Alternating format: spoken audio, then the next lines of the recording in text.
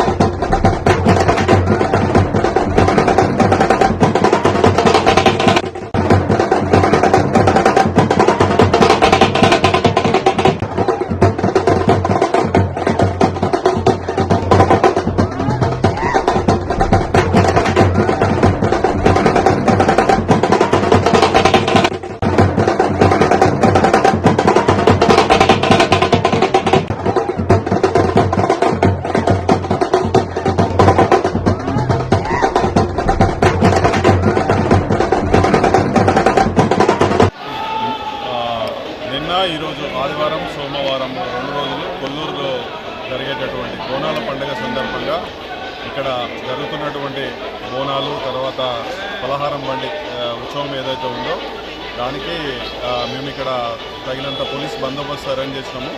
ఇక్కడ ఉన్నటువంటి రాజుగౌడ్ గారు కానివ్వండి, మరి ఇతర గ్రామ పెద్దలు కానివ్వండి, ఇక్కడ ఉన్నటువంటి యూత్ ఇంకా అందరూ కూడా మాకు పోలీసుకు పూర్తి స్థాయిలో సహకరించి ఈ బోనాలు సక్రమంగా జరగడానికి వారి వంతు సహకారం అందిస్తున్నారు.